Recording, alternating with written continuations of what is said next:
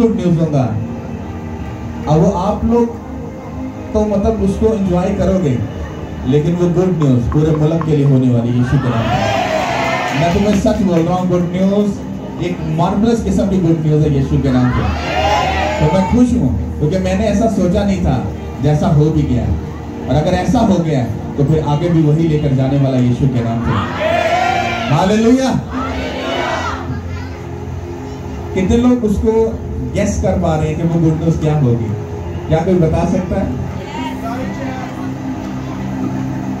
ऊंचा बोलो, एक करके जरा बोलो। वेरी नाइस, स्पिरिट में पूरे खड़े हुए हो। तारीफ करो जितनी ताकत है हाथों में। Hallelujah, hallelujah. भाई गौरव को कितने लोग जानते हैं? जो पास्टर जी के राइट हैंड है, जो प्रधान है उनके। मेरी कल उनसे बात हुई है। मेरा जो बदन था वो शिवलिंग कर रहा था, और मैं कह रहा हूँ यार, मैं ये उनका सिर्फ राइट हैंड है जो आगे काम करता है। और उससे बात करके जो मेरी बॉडी थी वो ऐसे कर रही थी, और मैं बोलने से डर रहा था, कांप रहे थे मेरे होंठ कि मैं कैसे बात करूं। तो ये इस बात की निशानी होती है, ये स्पिरिचुअल सन डॉटर के लिए और कलीसिया के लिए भी, जो बंदा अपने मेंटर की और सबसे पहले खुदा की, फिर उसके दास की, जिसके दिल में इज्जत होती है, और वो उसको दिल से अपना मेंटर कह लो, अपना स्पिरिचुअल फादर कह लो, अपना पास्टर कह लो, वो उसको दिल से मानता है, वो कभी भी अपने सीनियर के सामने कभी भी जुबान नहीं चलाएगा, वो जस्ट सुनेगा।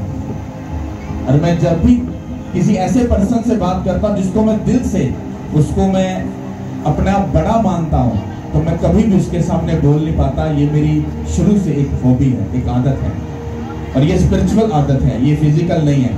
तो ये एक सीखने वाली बात है कि अगर आप लोग अपनी जिंदगी में, अगर आपके दिल में आपके मेंटर, अपने फादर के लिए इज्जत है, इसका मतलब है आप उसे सच्चा प्यार करते हो, और जो आपकी जिंदगी में वो डिक्लेयर करेगा वो 100% नहीं, वो एक बड़ी लेवल के साथ तुम्हारी जिंदगी में पूरा होगा यीशु मसीह के नाम से। हालेलुया। जो मैं आपको हिंट दे रहा हूँ, इसकी जो निशानी और इसके जो काम है वो बहुत बड़े हैं, जो इसकी तैयारी है वो बहुत बड़ी है, और बड़े लेवल पर हमें इस तैयारी को करना है, क्योंकि ये जो कॉल निकलेगी तो ये पूरे मुल्क में जाने वाली है। तो हर जगह से लोग सुनेंगे, उसको फॉलो करेंगे, आएंगे, और बहुत कुछ बड़ा होने वाला यीशु मसीह के नाम से। तारीफ कर दो इस खुदा के लिए, तारीफ कर दो, यीशु काम करो। हालेलुया। कितने लोग समझ पा रहे हैं? तो वचन को सुनने के लिए कितने लोग तैयार हो? मेरी आप सबसे हम्बली रिक्वेस्ट है, हम्बली रिक्वेस्ट है। आपने मुझसे ज्यादा बाइबल पढ़ी होगी, मैं मानता हूं, आप मुझसे ज्यादा अक्लमंद होगी। जो वचन मैं आपको बताने वाला हूं, इसको आपको बड़े दिल से और बड़ी डीप गहराई से इसको समझना है। अगर आप इसको समझ गए, मैं आपको सच बोल रहा हूं, क्योंकि इस वचन से मेरी खुद की पर्सनल जिंदगी चेंज हुई है, और खुदा ने कुछ ऐसे भेद मेरी फैमिली के मुझ पर जाहिर किए हैं, जिससे मेरी जो रूह है वो इतनी खुश हो गई है कि मैं आपको बता भी नहीं सकता, वो इतनी बड़ी खुशियां हैं। हालेलुया। ये कब हुआ? जब मैंने इस वचन को पर्सनली मैंने लेकर इसको, मैंने इस पर प्रैक्टिकल अमल जब किया है, तो मुझे मालूम पड़ा कि खुदा कितना बड़ा खुदा है। हालेलुया। एक बात ज़हन में रखो, आप खुदा से तब तक बात नहीं कर सकते जब तक आप इस वचन को फॉलो नहीं करोगे। आप उसके हार्ट की बात को तब तक नहीं समझ सकते जब तक आप इस वचन को फॉलो नहीं करोगे। वो आपके बारे में क्या सोच रहा है और क्या चाहता है, ये आप तब तक नहीं जान सकते हो जब तक आप इस वचन को नहीं समझोगे। और मैं आपको बताना ये चाहता हूँ, आपके लिए भी है सिस्टर, आपके लिए, आपके लिए जो पीछे बैठी है, हाँ यस, आपके लिए, और बहुत से ऐसे लोग हैं जिनके लिए ये वचन है। इस वचन को इतना डीप अपने अंदर जिंदगी में लो। मैं तुम्हें सच बोल रहा हूँ, बाइबल कहती है तू बच, तेरा घराना बचाया जाएगा, तू बच, तेरा घराना। अगर आपने इसको अपना वचन को पर्सनल ले लिया, मैं आपको सच बोल रहा हूँ, वो आप पर भेद जाहिर करने शुरू कर देगा। हालेलुया। तो इसलिए इसको बड़े ध्यान से, बड़े गौर से समझो। मैं पूरी कोशिश करूंगा ताकि खुदावंद का रूह जो मुझसे बोल रहा है उसको सही से एक्सप्लेन कर पाऊं, क्योंकि बोलने वाला मैं नहीं, मेरे खुदा का रूह है। हालेलुया। क्योंकि मैंने इस बदन को यहां से आने से पहले इस वचन के मुताबिक पूरा करके तैयार किया है, ताकि मैं उस काम को पूरा कर सकूं जो खुदा का आत्मा मुझसे करवाना चाहता है। कितनों को मेरी बात समझ आ रही है? क्या आप लोग खुदावंद यीशु मसीह को पर्सनली देखना चाहते हो, लेना चाहते हो? वो तुम्हारी जिंदगी में आए, तुमसे बात करें, तुम्हारी फैमिली के बारे में, तुम्हारे घराने के बारे में, तुम्हारे आने वाले फ्यूचर के बारे में खुदा तुमसे बात कर सके? कितने लोग ऐसा चाहते हैं? हालेलुया। मेरा ये बिलीफ है, इस वचन को सुनने के बाद वो आपसे बात करेगा यीशु मसीह के नाम से। हालेलुया। ओके, हम वचन को पढ़ेंगे, फिर इसको बड़े ध्यान से सुनना। खरूज 30 बाब और उसकी 7 आयत से हम पढ़ेंगे। हालेलुया। और लेकिन आपको घर जाकर, मैंने फ्राइडे को भी बोला था, खरूज 30 बाब को आपने घर जाकर क्या करना है? पढ़ना है, और लाजमी पढ़ना है, आपको समझ आएगी। Hallelujah. Okay, start now. Hallelujah. खरूज की किताब, ये बाइबल मुकद्दस की दूसरी किताब है पैदाइश के बाद। इसका 30 बाब 7। इसी पर हारून खुशबूदार बखूर जलाया करे, हर सुबह चिरागों को ठीक करते वक्त बखूर जलाए, और जवाल और गरूब के दरमियान थी, जब हारून चिरागों को रोशन करे तब बखूर जलाए। ये बखूर खुदावन के हजूर तुम्हारी पुश्त दर पुश्त हमेशा जलाया जाए, और तुम उस पर और तरह का बखूर ना जलाना। देखिए, ये खुदावंद के लिए सबसे ज्यादा पाक है। ओके, अब हम इसको समझते हैं। यहाँ पर हारून से बात की जा रही है, और बात कौन कर रहा है? मूसा। पर मूसा बात क्यों कर रहा है? उससे कौन बात कर रहा है? खुदा। खुदा ने मूसा से बात की। मूसा ने आगे हारून को इंस्ट्रक्शन दी कि तुझे किस तरह से खुदा की प्रेजेंस को बनाकर रखना है। कितनों को मेरी बात समझ आ रही है? हालेलुया। आज के टाइम में खुदा का रूह हमसे बात करता है, और हम आपसे बात करते हैं कि किस तरह से हमें खुदा की प्रेजेंस को बनाकर साफ सुथरा रखना है। जब खुदा की प्रेजेंस साफ सुथरी होगी और वैसी होगी जैसा ये वचन बोल रहा है, तो देन उसके बाद खुदावन तुम्हारी जिंदगी में आएंगे और तुम खुदा की प्रेजेंस को देखोगे अपनी जिंदगी में। लेकिन अगर ये वचन पूरा नहीं हुआ तो खुदावन की प्रेजेंस आपकी जिंदगी में नहीं आ सकती। जो लोग फिर ये बोलते हैं, मुझे खुदा ने बात की, मुझे खुदा ने ऐसा कहा, खुदा ने वैसा कहा, खुदा ने जैसा कहा, ये खुदा ने बिल्कुल ऐसा नहीं कहा। वो शैतान ने तुम्हें गलत वे पर ले जाने के लिए खुदावन के वचनों को, खुदावन के उस मसा को यूज करके तुम्हें गलत वे पर लेकर जा रहा है। मेरी एक स्पिरिचुअल डॉटर है, वो भी मौजूद नहीं है, उसका मुझे रात को मैसेज आया, मैंने उसको रिप्लाई नहीं किया। उसने कहा खुदा कैसे बात करता है? मुझे जब भी मैं प्रेयर करती हूँ मुझे ड्रीम आते हैं, मुझे विजन आते हैं, तो ऐसा लगता है खुदा मुझे इंस्ट्रक्शन दे रहा है। कहती जब मैं उन बातों को मानती हूँ तो उसके बाद सब कुछ उल्टा हो जाता है, और मुझे बाद में मालूम पड़ता है ये तो खुदा की तरफ से था ही नहीं। ऐसा क्यों होता है? ऐसा इसलिए होता है क्योंकि हम वचन को ध्यान से नहीं समझते हैं। अब यहाँ पर बात हो रही है बखूर की, उसको जलाने की। क्यों खुदावंद ये बोल रहे हैं कि वहां पर मैं आकर जब तुमसे मुलाकात किया करूंगा तो उससे पहले तुम वहां पर बखूर जलाना। क्यों जलाना? वाई? क्यों जलाना? क्या जरूरत है उसको जलाने की? बखूर एक हमें हिंट दे रहा है, हमें एक बात का इशारा कर रहा है कि तुम लोगों को ये बात समझनी है।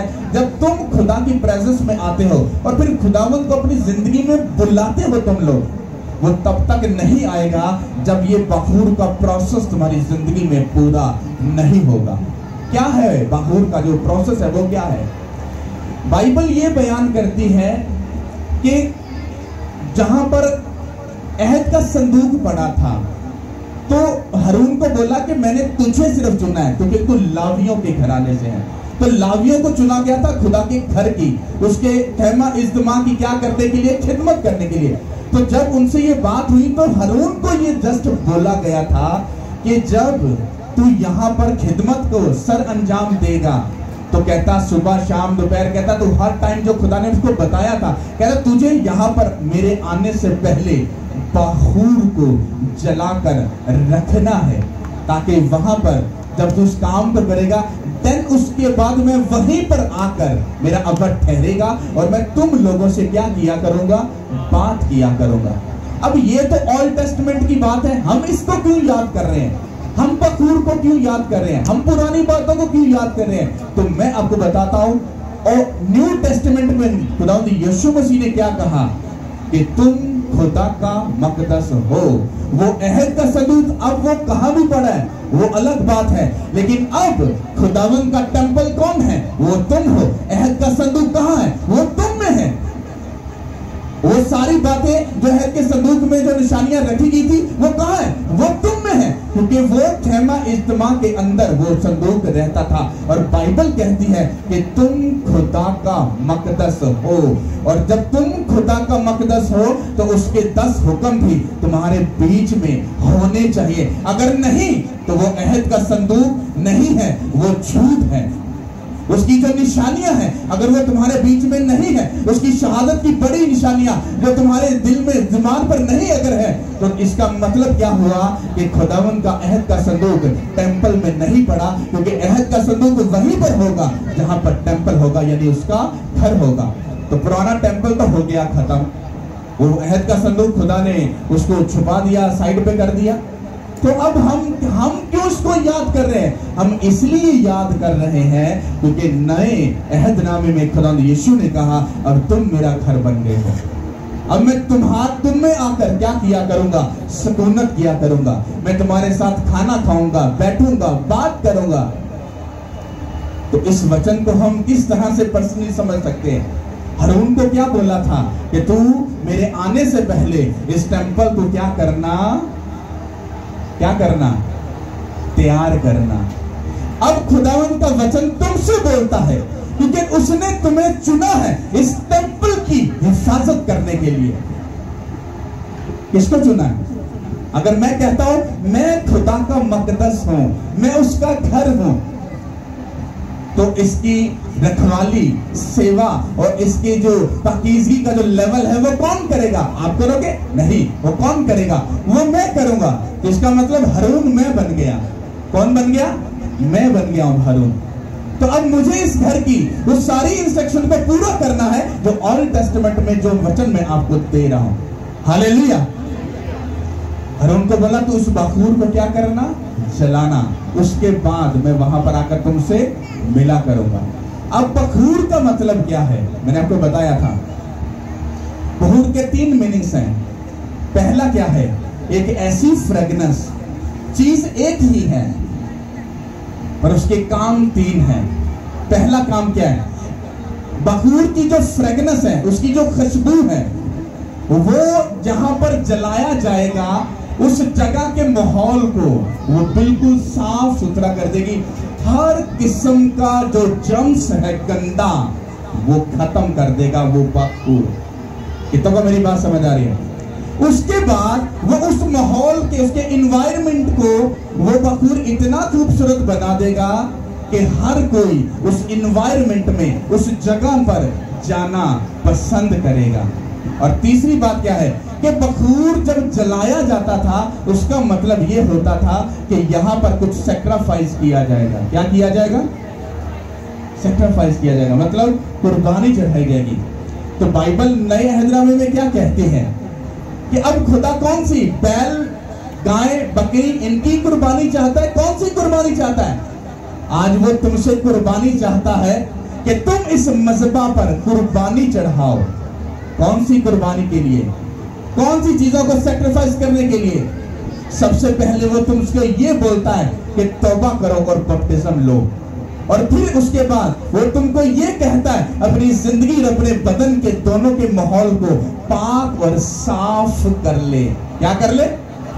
पाक और साफ कर ले, क्योंकि मैं तुझ में आकर सकूनत करना चाह रहा हूं। और तू मेरे आने से पहले तो अपने आप को क्या कर, धो ले, साफ कर ले, पाक साफ कर ले, अपने आप को बिल्कुल नीट एंड क्लीन कर ले। और इस बदन को इतना खूबसूरत बना कि इसकी फ्रेगनेंस जो है, मतलब फिर तुम अपनी चुगली की, गाली की, गंदगी की, जना की, हरामकारी की, लालच की, हर उस गंदे जम्स को तुम उस बखूर के साथ जलाकर खत्म करके तुम ऐसा बखूर जलाओगे कि तुम्हारी जिंदगी में आने से पहले तुम्हारा जो बदन होगा, जो चीजों की सैक्रिफाइस वो कर चुका है, वो जो तुम चीजों को कुर्बान कर चुके हो, उसकी जो खुशबू है बखूर की मानद किसके पास जाएगी?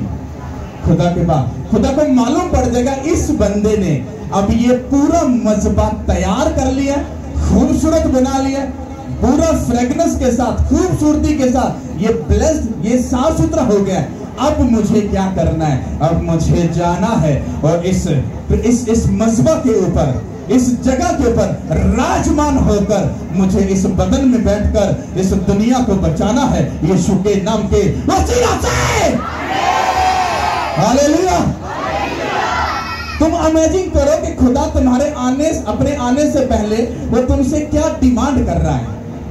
बखूर का क्या मतलब है कि उसकी जो क्वालिटी, उसका जो मतलब है क्या है कि उसके अंदर एक ऐसी फ्रेगनेंस होती है जो उस जगह की सारी जम्स को वो क्या करती है, मार कर खत्म कर देती है। फिर उसके अंदर से एक ऐसी फ्रेगनेंस निकलती है जिसको अब्रानी जुबान में स्वीट बोला गया है, कि इसकी जो फ्रेगनेंस है वो बड़ी स्वीट, बड़ी मीठी इसकी फ्रेगनेंस है। और तीसरा कि बखूर तब जलाया जाता था या जब होता था जब वहां पर कुछ सैक्रिफाइस करना होता था। हालेलुया। अगर आप ओल्ड टेस्टामेंट को बड़े ध्यान से 5 बात का जो पहली किताबें हैं, जो इंस्ट्रक्शन की किताबें, जब आप उनको पढ़ोगे वहां पर इनको ऐसे मत समझो कि कुर्बानियां लिखी है, ये इसको गौर से पढ़ो। अब तो मालूम पड़ेगा कि वहां पर बात बात पर खुदा कुर्बानी मांग रहा है। खता की कुर्बानी, सोदरी कुर्बानी, ये कुर्बानी, वो कुर्बानी, ये वाला काम, ये वाला काम। मतलब खुदा के घर में इतनी चहल पहल, इतनी चहल पहल, इतनी चहल पहल कि उसके घर एक सेकंड के लिए भी अकेला नहीं पड़ता। और आज लोग इस बात को समझते नहीं है और कहते हैं बस मुझे यार ये दूर यार अपने छोड़ रहे हैं सब कुछ। हालेलुया। आपको मालूम है कि मुझे यहां पर आने से पहले मुझे खुदावंद ने कहा कि यहां पर बखूर चला। अब मुझे मालूम था, मैंने इसको पढ़ा है, मुझे समझ आ गई थी। फिर मैं बैठा रात को प्रेयर में और फिर अर्ली मॉर्निंग तक जब मैं प्रेयर में रहा तो सारी चीजें मुझे मेरा दिल कह रहा था सारी चीजें खुदा के कंट्रोल में चलेगी। और मैं इतना रिलैक्स हो गया, इतना रिलैक्स हो गया, आप सोच भी नहीं सकते। तो यहाँ पर आने से पहले मौसम, चीजें, साउंड, हर चीज, और अभी तक सब चीजें परफेक्ट है यीशु मसीह के नाम से। क्या हुआ कि जब मैं अंदर गया तो मैंने अपने इस बदन को पहले बखूर जलाया, मतलब अपनी नींद को मैंने कुर्बान किया, आराम को कुर्बान किया, अपने सुकून को मैंने कुर्बान किया, पूरा सैक्रिफाइस किया। फिर उसके बाद मैं बैठा प्रेयर में, मेडिटेशन, बहुत से बातें, विजन मैंने देखे, बहुत सी चीजें देखी और मैं इतना पीस में भर आया। और मैं पूरा टाइम जब स्पेंड किया तो अंदर से मैं इतना हैप्पी हो गया। मेरा दिल मुझे खुद कह रहा था, मैं ही अपने आप को सेटिस्फाई कर रहा था कि खुदा है, नो, मेरा दिल कह रहा था मैं तेरे साथ हूँ। खुदा मुझे बोल रहा तेरे साथ हूँ, डोंट वेरी। कहता मैं तो जो हूँ सो हूँ। कह रहा मेरे लाखों करोड़ों दूत, तुझे मालूम नहीं, जिस दिन तेरी स्पिरिचुअल आंखें वो वाली जो मैं चाहता हूं जिस दिन खोलूंगा तो उन लाखों करोड़ों दूतों को देखेगा यीशु मसीह के नाम से। हालेलुया। तो मैं आपको क्या बात बोल रहा हूं, अगर आप लोग अपनी जिंदगी में जेन्युइन, जैसे आप बाइबल कहती है, मसीह बनना चाहते हो तो अपनी टेस्टमनी को लेने के लिए रोना धोना खत्म कर दो, अपने क्वेश्चन आंसर खत्म कर दो।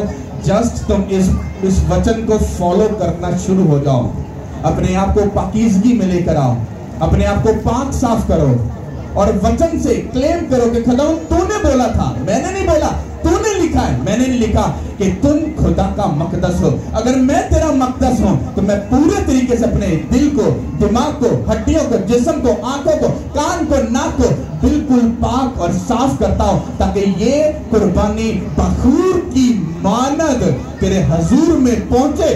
जब पहुंचे फिर तू आए मेरी जिंदगी में और राजमान हो जाए। फिर तू जो चाहे, जैसा चाहे, जिस तरह से चाहे मुझे इस्तेमाल करे, और मैं इस्तेमाल होने के लिए तैयार हूं यीशु के नाम के वसीला से। हालेलुया। कितनों को मेरी बात समझ आई है? सिंपल। ये दिमाग, ये दिल, ये आंखें, ये कान, ये होंठ, ये जुबान और ये नाक, ये पूरा यीशु मसीह के कंट्रोल में इसको डेडिकेट करके कुर्बान कर दो। हर रोज अपनी जिंदगी पे डिक्लेरेशन करो, मैं पाप नहीं करूंगा, मैं गुनाह नहीं करूंगा। मुझे खुदावंद यीशु मसीह ने चुना है अपनी महिमा के लिए, अपने जलाल के लिए, अपने बड़े कामों के लिए। डिक्लेरेशन हर रोज, हर रोज, हर रोज डिक्लेरेशन करो। मैं तुम्हें वादा करता हूं तुम यहां पर कुछ बड़ा कर रहे हो, और वो एक दिन हकीकत में क्रिएट होकर तुम्हारे सामने आ जाएगा यीशु के नाम पे। हालेलुया।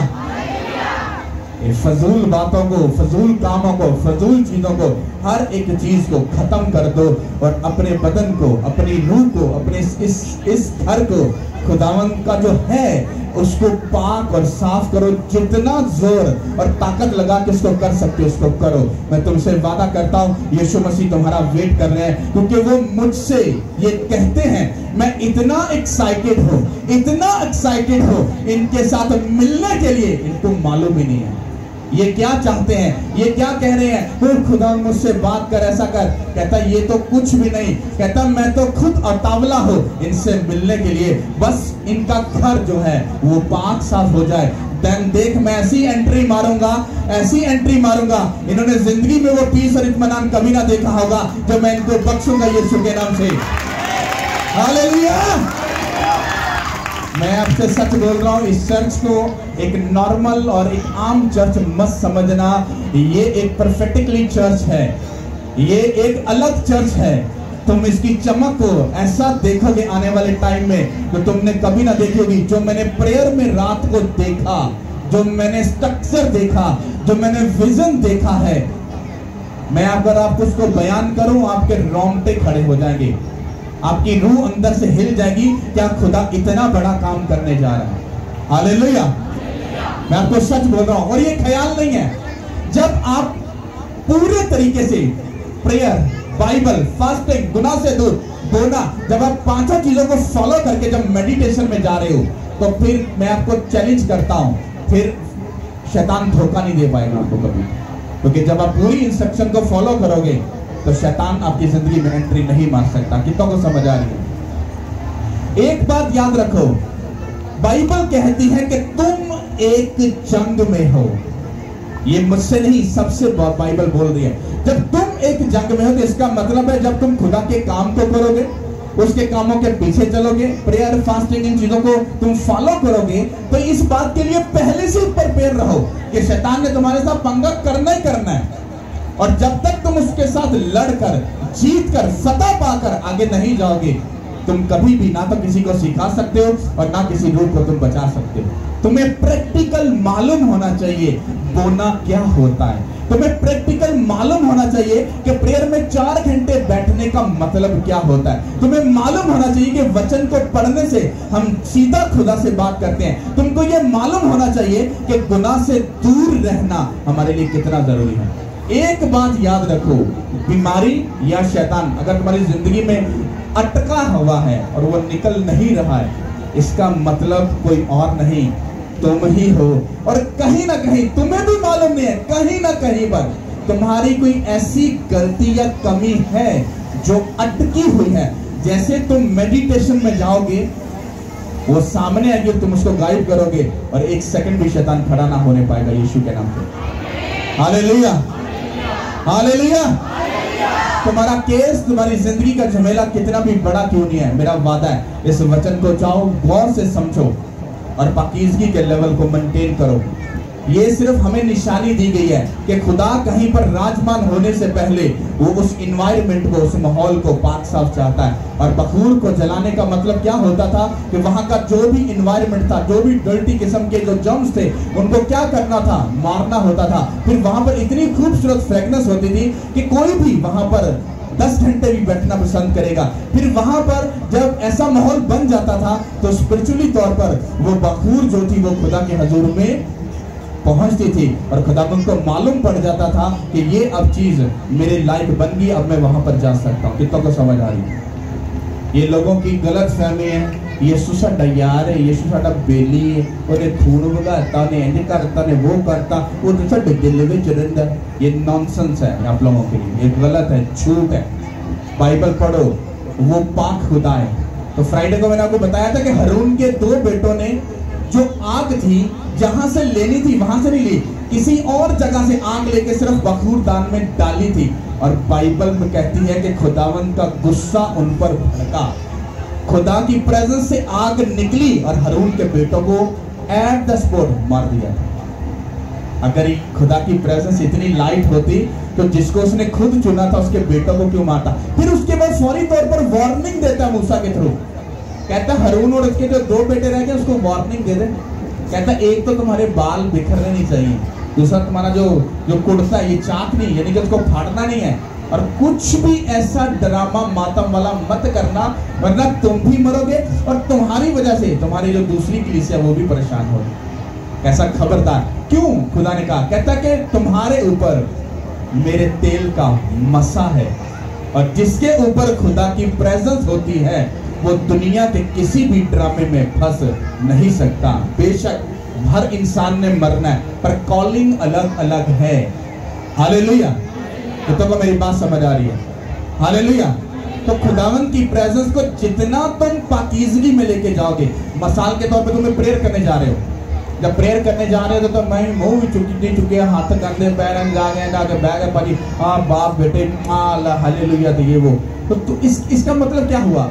बेशक खुदा बातन की सच्चाई पसंद करता है, लेकिन वो एक्ट को करना कि तुम जब खुदा की प्रेजेंस में जा रहे हो और पूरा साफ सुथरा होकर जा रहे हो, ये सिर्फ इस बात को शो करता है कि तुम खुदा के साथ सीरियस हो और तुम उसकी रिस्पेक्ट करते हो। कितना को समझ आ रहा है?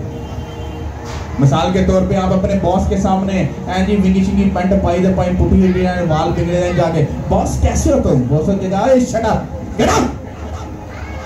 क्या तुझे तमीज नहीं है? क्या तू मुझे आम पर्सन समझ रहा है? ये कभी भी ऐसा नहीं होता क्योंकि मैं खुद ऑफिशियली इस काम को करके आया। जब बॉस के सामने जाना है तो आपकी पैंट शर्ट ऐसे, बाल ऐसे बड़े साफ सुथरे हो गए। जब जाना है तो पहले ताजीब के साथ मैं कमिंग जी आ जाओ। फिर जब खड़े होना है तो बड़ी ताजीब से हाथ बांध के सर आपने बुलाया? हाँ जी, दिस जी सर जी सर जी सर जी सर। नो का तो वहां पर सवाल है ही नहीं है, जस्ट एक ही बात जी सर जी सर। उसने अगर बॉस ने कहा पाकिस्तान का मुंह एंड करते जी सर हो गया, जी सर हो गया, जी सर हो गया, जी सर हो गया। जब तुम जी जी करते रहोगे, बात जब भावे एक कम भी ना करो, लेकिन बॉस के सामने तुमने जी जी कर दिया, मैं तुम्हें सच कह रहा हूं तुम उसके दिल में बैठ जाओगे और कुछ भी काम होगा वो सिर्फ तुम्हें ही बुलाएगा। हालेलुया। तो जो स्टाइल मार के ना बॉस यस वो कहता है, वो मैनेजर को बोलता है इस नॉनसेंस को कभी मेरे सामने मत आने देना। इसको कॉमन सेंस नहीं है कि सीनियर्स के पास कैसे खड़े होते हैं। हालेलुया। तो मेरी बात समझ आ रही? तो ये प्रैक्टिकल तजुर्बा क्यों है? शहबाज शरीफ साहब का एक पर्सनल एक CSP ऑफिसर है, वो बहुत ऊंचे रैंक का है। ये वो रैंक होते हैं जो मुल्कों की पॉलिसियां बनाते हैं और मुल्क चलते हैं। मैं उस बंदे की बात कर रहा हूं। तो मैं उनके साथ मैंने जॉब की है, तो वहां से मैंने बात सीखी। तो हमारे ऑफिस में कोई बोर्ड मीटिंग थी, गवर्नमेंट के जो बड़े बड़े जो कुछ लोग थे उन्होंने आना था और उसको ऑर्गेनाइज मैंने करना था। और कुछ हमारा ऐसा मसला बना कि मैं उसको हमको नहीं कर पाया और मैंने बॉस को जाकर वैसे ही कह दिया कि बॉस ऐसे ऐसे हुए गए। तो मुझे उन्होंने डांटा। उसने कहा ये बात जिंदगी में याद रख, गवर्नमेंट को कभी भी इनकार नहीं हो सकता। गवर्नमेंट ने अगर बोल दिया ये प्लाजा गिरा दो तो समझ लो उसको गिरना पक्का है। तो मैं एक बात समझ गया कि बॉस जो काम बोलता है उसको यस बोलना, कभी नो नहीं बोलना। और गवर्नमेंट जो है वो कभी भी वो झुकती नहीं बल्कि छुपाती है। कितना को बात समझ आ रही है? हालेलुया।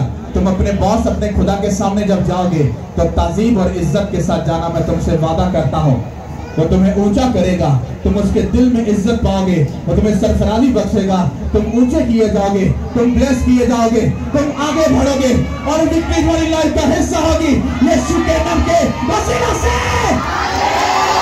जितनी ताकत है तुम्हें पैसा बचाने के लिए। हालेलुया। 7 बार खड़कने वाला आमीन बोलो जो शैतान की नियत हिला दे।